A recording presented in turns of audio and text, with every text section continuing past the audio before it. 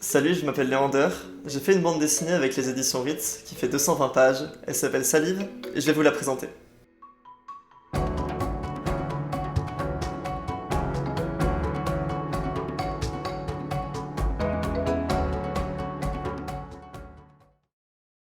Salive, c'est l'histoire de Flamme. C'est un gamin qui est hyper anxieux socialement. Il est pas à l'aise et il se retrouve dans un camp de vacances. Tout le monde commence à se lier d'amitié, à se faire son petit groupe de potes et tout. Lui, Flamme, il est nul en social. Il n'y arrive pas. Donc il va un peu s'isoler loin des autres, faire une petite balade en forêt, et là, il y a un œil qui lui apparaît dans la main. Et à partir de là, il commence à voir des choses. Des visages dans les arbres, un œil gigantesque dans le ciel, et des espèces de silhouettes dans la forêt. Il va essayer d'avertir les autres. Est-ce qu'il va réussir? Est-ce que les gens vont écouter le souffre-douleur du groupe? Dans tous les cas, ils sont en danger. Et la seule personne responsable du centre, qui est la directrice, Sandre, elle a l'air hyper irresponsable en fait. Elle est tout le temps bourrée, elle parle à un fantôme. Qui parle à un fantôme? Tu fais ça toi? Tu parles à des fantômes? Moi je fais des colonies de vacances depuis que je suis tout petit.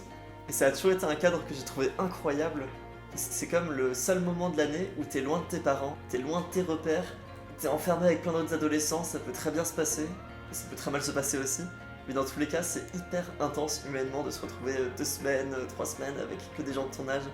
Et donc ça fait que tous mes meilleurs souvenirs de jeunesse, ils viennent de là en fait. Donc quand j'ai compris que je voulais écrire une fiction et que j'avais des idées de personnages, pour moi c'était évident de les mettre dans ce cadre-là.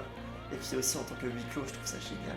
Pour me documenter un peu sur cet univers, je suis parti une semaine dans la colonie de vacances de Persaigne. Là-bas j'ai pu vraiment comprendre d'un point de vue un peu moniteur comment marchaient les dynamiques entre les ados.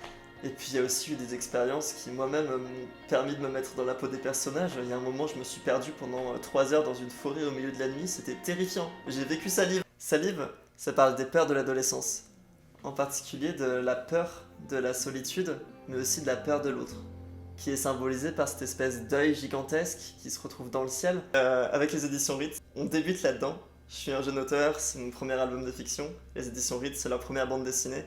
On a envie d'être en contact direct avec le public pour savoir à peu près combien de personnes pourraient être intéressées et s'il y a un public pour ce genre d'histoire en France et au Québec. Ulule, c'est aussi un moyen d'estimer de manière plus juste le nombre de personnes qui pourraient être intéressées et ainsi éviter la mise au pilon, c'est-à-dire le fait d'imprimer trop de livres pour finalement les détruire parce qu'ils ne trouvent pas leur place en librairie. J'espère vraiment que le projet pourra vous parler. N'hésitez pas à aller voir la page Ulule où j'ai mis la plupart des infos et je vous ai préparé un petit trailer avec quelques images du projet. Merci beaucoup de votre écoute et bienvenue dans Salive.